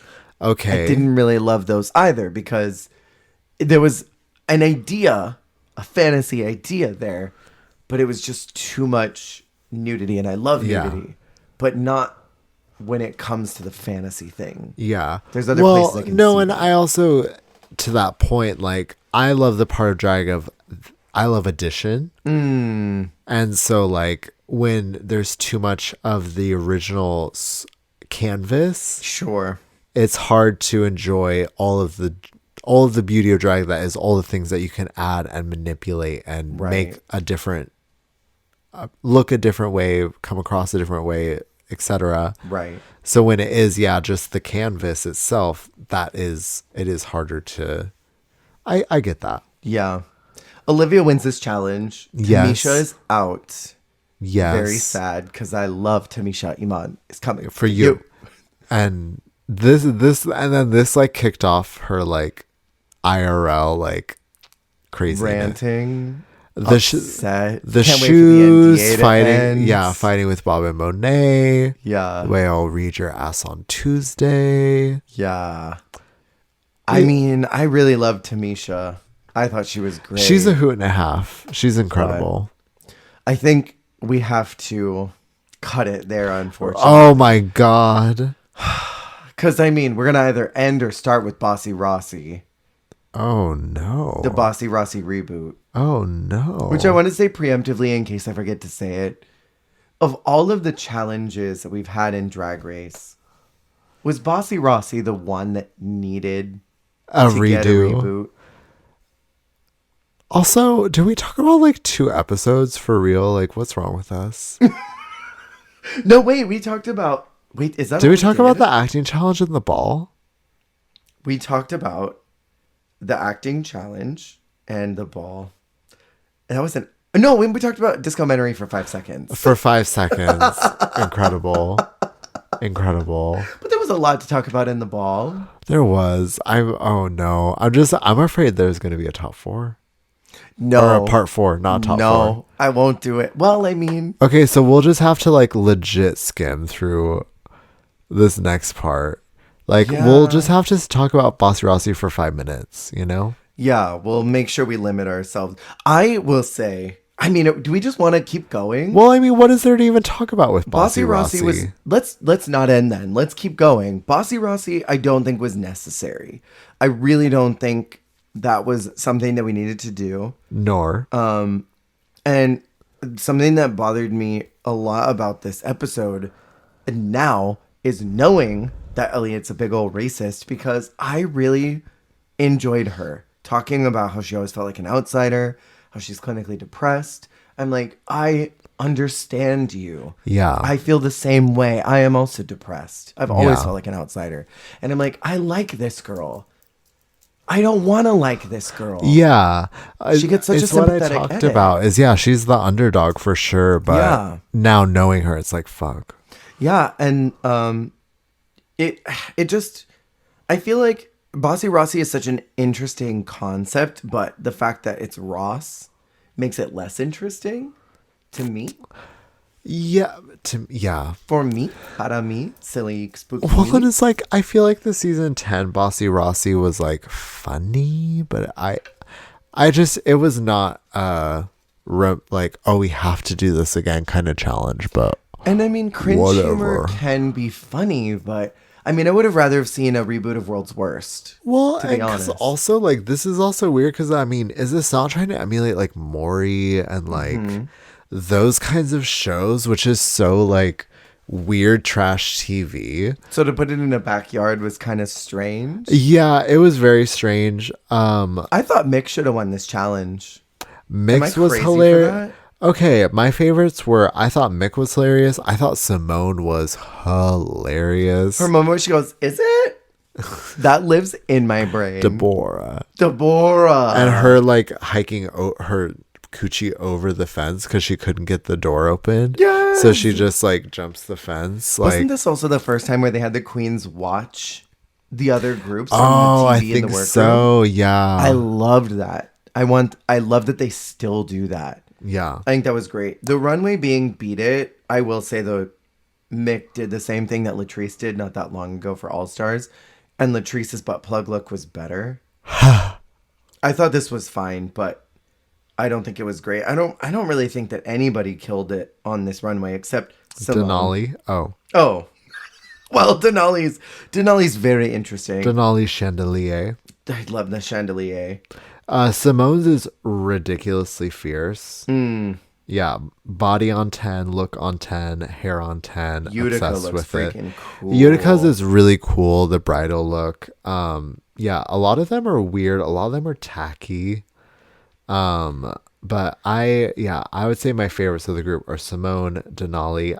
I like Mike's mixed concept because it's fun. I don't know how I feel about it. TBQH. How do you feel about the lip sync song kind of being rigged for Elliot with being Whole Lotta Woman? Miss Kelly Clarkson. Yeah, because that's clearly a song that Elliot would do well at.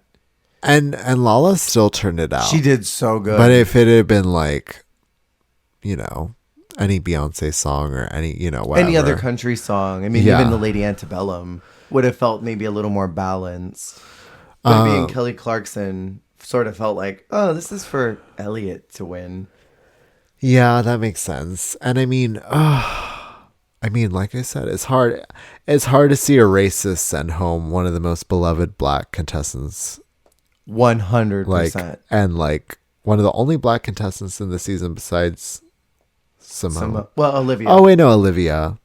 Yeah. Wait, is Candy black or is Candy Hispanic? Is she Puerto Rican? Candy's I thought Candy was Puerto Is she? Rican. Well, is she Afro Latina? She might be. Well, anyways, Anyway, a racist sending him a POC. a racist sending home. Yeah, it feels bad, especially when it's Lala Ree, who's like one of the most So loved. one of the most beloved, like, ray of light human beings in the world. Then we have social media, the unverified Rusical, probably one of the worst Rusicals. Is this the last bad Rusical? I think this is when Yes. it turns around. Because we had Trump, and I mean Madonna was fine. Madonna But was that felt fine. like it was written by the same person who did Cher. Yeah, and then that we had- also was more like the season, the All Stars Rusicals. It was more like baddest bitches in history and shit like Yeah. that, you know? Because then we had Moulin Rouge and Wig Loose, which Yeah, is Moulin Rouge next? Yeah, that's season 14. See, okay, so that I feel like because people complained about this one so much, for real. Why was Liza emceeing? It's just bad. It's bad all around. And I really feel like this, like, after this, they're like, okay, we need to change directions. And I feel like they caught a different writer or something, because after this, it became a lot more gay, first of all. They were a lot Yes. more queer centric, but they were like produced like a real musical as well. Yeah. Because these, like, this has the same problem that Farmer Rusical has. This is a God, I lot hate like Farmer Farmer Rusical. Rusical, where it's just weird tangents of different songs with like weird like little ideas and jokes And a like weird tagged onto them. Talking about social media and how they've grown, but not talking about how they're actually influencing the world other than Russians are trying to take over. Well, and also like There was no through line. Yeah, and certain songs were trying to emulate certain musical things. Like I'm pretty sure Utica's number was either a Hamilton reference or like it was also a little like Not Getting Married Today. Company. Yeah, but like so some of them felt musical-esque, like the individual numbers, but then others like Candy's just felt like a filler like pop track. Well, and I don't think they styled themselves. Oh my god. There was also no cohesion. Yeah. One of my favorite musicals, just because of the cohesion, is Glamazonian Airways. Oh my they god, all yeah. look the same, but they get to style their was hair different. exquisite. But Olivia was in a tank top and jeggings. Oh my god, yes. Rosé is a cougar.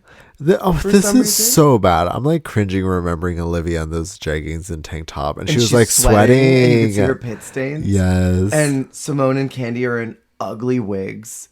Utica is a sailor for some reason. Elliot's in a kimono pajama. Mick and Denali are clickbait Russian synthwave box. Because Elliot's trying to be like trendy, like Billie Eilish, like TikTok. Oh my god, I cringe. It's so cringe. So hard. And like, it's not even cringe humor. It's just cringe. No, it's cringe. Bad. And it was evil and dark-sided. It really was evil and dark-sided. And this whole thing was bad. And Simone almost went home. I know. Trigger warning. Trigger warning. What do you think about Yellow Gorgeous? Yellow Gorgeous. Yellow Gorgeous. Hi, baby gorgeous. Such a weird way to try and just say yellow. Yeah. I don't know what else they could have done to try and theme yellow better. I mean, just like yellow alert. I don't know. Well, they we just already did had an orange alert. They just do an alert for every color. Well, okay, Yellow Gorgeous would have been cute if the musical had been something not that. Yes. If it had been something like, Hello Molly, and it's about like doing drugs in the club. I don't know. Sorry. Yellow Molly. Stop this. If it was something more like Rodgers and Hammerstein era, like theater, that would have been one thing, but because the name, the Barbra Streisand-ness of it all, that is a musical theater reference. But we had Liza Minnelli emceeing the musical, not Barbara. Which, well, again, she's why was her. Liza there? She's Liza's aunt. Is she? No. She distantly related. They went on 23andMe and found out. They're distant cousins. I don't even know how you could theme yellow other than doing something like sunshine yellow, but then you narrow the theme too much. Yeah. I like yellow. Like as angelic white. Yeah. I like the concept of doing yellow. I just don't know if it's like a themable concept. So, I mean, this actually is one of my favorite runways of this season just because it was interesting. Well, I think a specific color runway is always fun. Right. Because when a girl gets like one color, then it's either like, I'm going to do a concept or I'm going to do me in this color. You either get something that's quintessentially them in that color, or you get something really fun and out of the box in that color. Right. Like what Denali did with the Britney Spears snake. Yeah, Banana. very fun. I wish the body was different. I wish she was more naked, honestly, or like showing more. There's more sheer. But I love the hair. I love Gottmik's safety dummy. Yes, So eats good. up Denali's safety dummy. I think that's why I was harsher on Denali's earlier in the episode. This podcast episode. Hello. This particular one. Is just because Mix is so much fiercer. I love the painting yellow to integrate into the latex, which is funny because Denali's was white. So Gottmik could have worn that and done the white face. Her white. Wait a minute. Can we say white face? She could have done her usual Gottmik mug with it. But yeah, I love. Rosé looking the best that she's looked all season, and she's not doing her. She's doing a character. Do you agree with Michelle? Do you think it's orange? It is a little dandelion to me. It's a deep yellow for sure. It's definitely not like what a lot of the other girls did, which was try and stick more to banana or lemon or bright yellow. It's a fall yellow versus a spring yellow like the other girls. Sure. But it's still yellow. It's on the yellow spectrum. It's a little more Dijon than a mustard. Come on, Dijon. Dijon. I actually really, really enjoy what Simone is wearing. I know I just said I don't like nudity, but it's because she has this big coat. And it's sort of neon. Oh, well, and I love showing body, but then you have a giant fur to cover all the body you're showing. And hers is fun because it's like day glow yellow, which is hot. Yeah, I like hers. Oh, God. I like what the racist is wearing again. Because we have the battle of the taxis between Elliot and Tina. And, it's kind of funny because, again, we don't like Elliot, but in the narrative, Elliot is kind of an underdog to Tina. Yes. A la Jocelyn and Courtney. Yeah. And so it's very satisfying as a viewer for you to see Elliot present a much stronger taxi look than Tina, right? Who Tina is trying to position herself as Elliot's superior within the edit. So it's kind of satisfying if you're rooting for the racist underdog that you're rooting for the underdog before you knew she was a racist. Yeah. So like her taxi look kind of eating up Tina's is kind of fun. It's satisfying pre-knowledge. Exactly. Can I ask what you think about Miss Renfair? Oh my God. This is one of Utica's weakest looks. It's so disgusting. It's giving the mother of Katya's ugliest dress. Like she sends ugly dress Katya to go like out to the fields to farm macaroni. Macaroni. And it's like, go tell the macaroni plants and you cannot come back until you fill your pot with macaroni. Macaroni is crazy. The lip sync resolves with Simone and Candy doing Boss by Fifth Harmony. Boss. Michelle Obama. Candy is eliminated. Candy, wait. Do you disagree? I mean, it's RuPaul's show at the end of the day. But there was a point where I wanted to talk about Candy and I didn't, so maybe it was good that I waited. Yeah. So what I'll say is, at the time, I was really kind of glad that she was getting eliminated. I was bummed that she's being kept, but I wasn't surprised. I was like, of course. So my opinion of Candy Mousse, the first time I watched her, I didn't really enjoy her and I was kind of against her. And then I went on a journey of watching a lot of reality television. And after watching all the Housewives, Married to Medicine, The House of Villains, all of these things, Flavor of Love, all the things. You're obsessed. I look at Candy a different way. Interesting. Because I think that she also watched all of these things. Sure. And you so are her, she's you. Yeah. And that girl in the mirror, that's Candy. I feel like I do see that in her and I appreciate her in a different way because of that, because she is also like, she brings so much like spice and reality TV and drama and like flavor that I really appreciate. So I appreciate her a lot more now, because at the time I was like, God, no. Yeah. But I think in the greater, if you look at like the ethos of Drag Race and like this season, I feel like she couldn't have gone home at that point. I feel like for the destiny of season 13, as it was foretold, I feel like Candy could not have been eliminated at that point. I hear that. Because on one hand, it's almost like, well, her storyline with Tamisha's done, so she is done in that sense. But I feel like they knew that they had more to do with her. She's in the same way as many queens before her. Silky, Derek Barry. They are creating such good television, but I don't like what they're bringing to the show. They're really bad contestants. Okay, so that's the thing, because like I'm saying, I appreciate her as a reality TV character, right, but we're experiencing a disconnect of there are people there to do Drag Race and compete. Well, that was Right. what her whole problem with Tamisha was. And Right. that was what really the source of all their beef was. Right. Is you had a Beef source. beef source, beefsource.inc. You had someone who's there to compete and do a competition as it was laid out, and you had someone who was there to play the game. Right. And Ken Moose is there to do the game. Yeah, Candy Moose is a game player. She is a gamer. Yeah. And she does compete, but she is a gamer before a competitor. Absolutely. And I kind of feel the same way as you. I don't like what Candy brings to Drag Race, but I appreciate what she brings to TV. Yeah. Especially in an era where we have so many queens that are really masking very hard to not show their true selves, to fake a persona.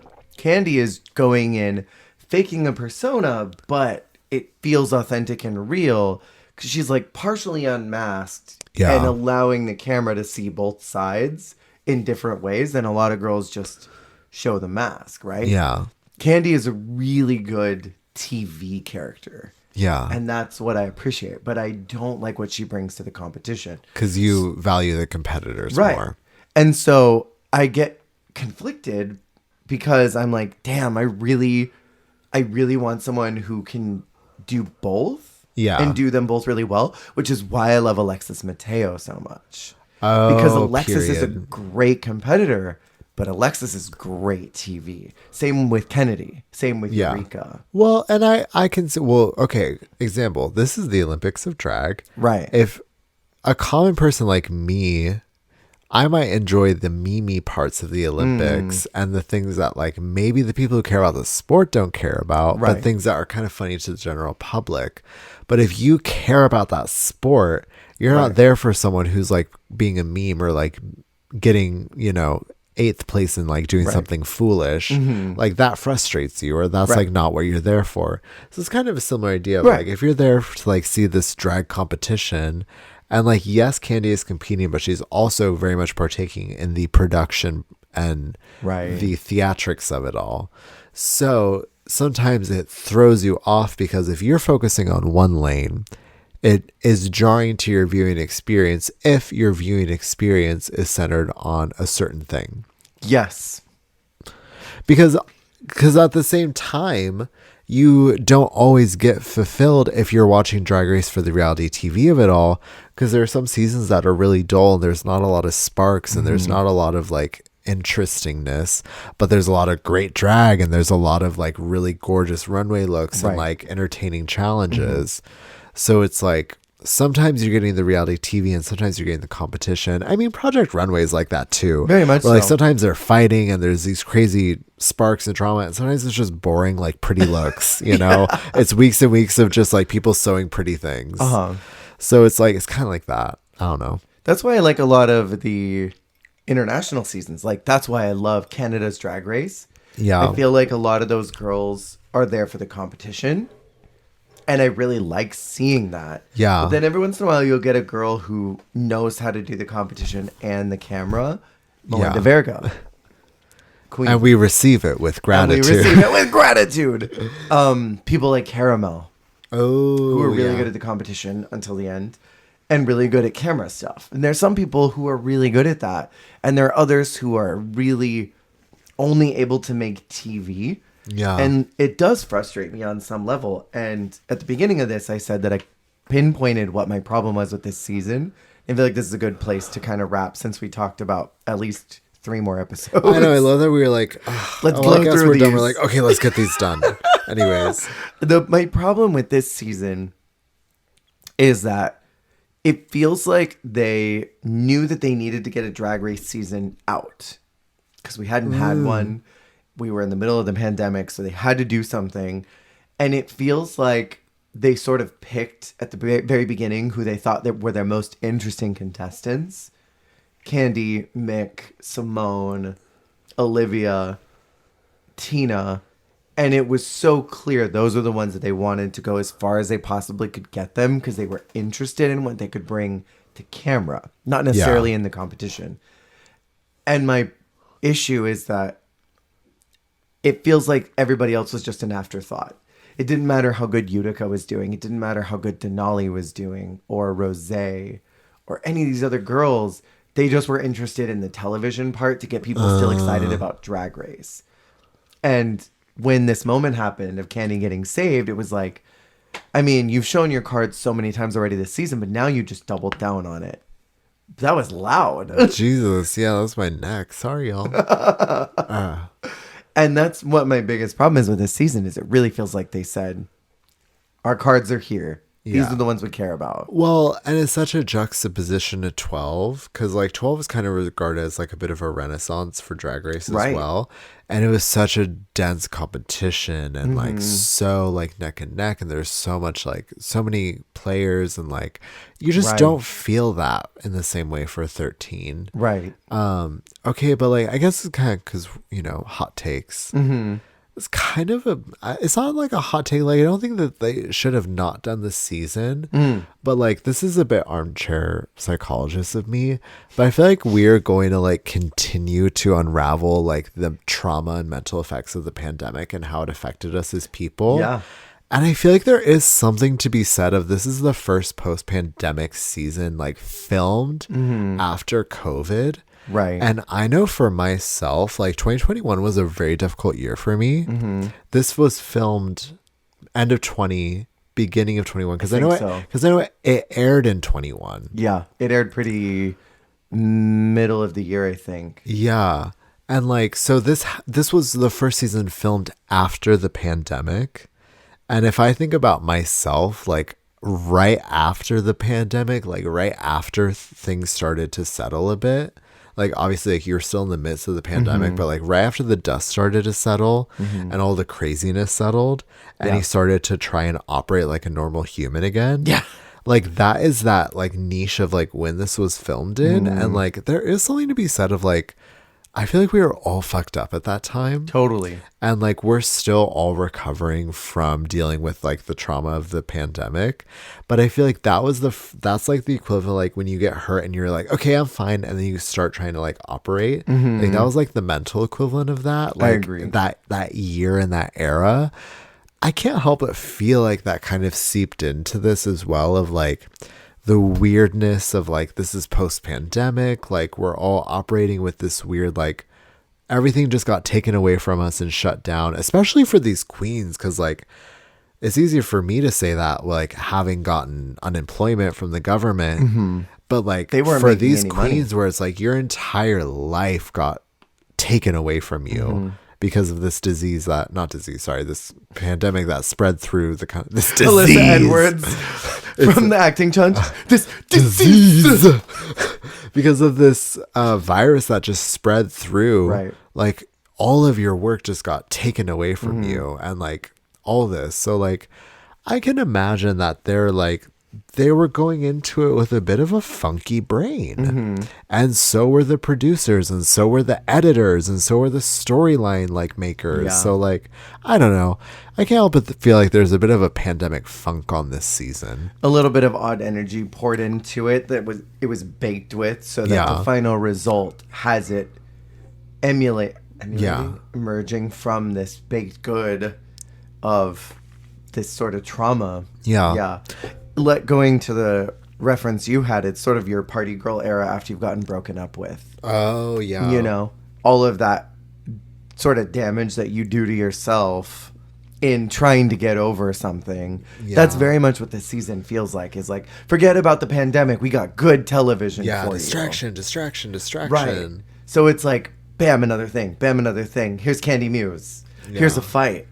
Well, so maybe that's why also there's so much spectacle this season too, is it is like a bit of a distraction, a bit of a numbing agent. Right. Whereas like 12 is organically that. They're like, okay, let's synthesize that again for these people because we're in a pandemic and 12 is so successful with everyone at home, like trying to create that lightning in a bottle for the people that like so desperately needed it because they were depressed and going crazy and there was like intense civil unrest happening. Like, oh my god, 2021 was so crazy. It was insane. Well, I mean, 2020 was crazy, but like I said, 12 was like lightning in a bottle. Yeah. But like after having that and then not having that, and then like 2021 was a really shitty year for me personally, and I feel like it was for a lot of people. It was like a shitty year. it was just like such a funk. And didn't that year start with the insurrection?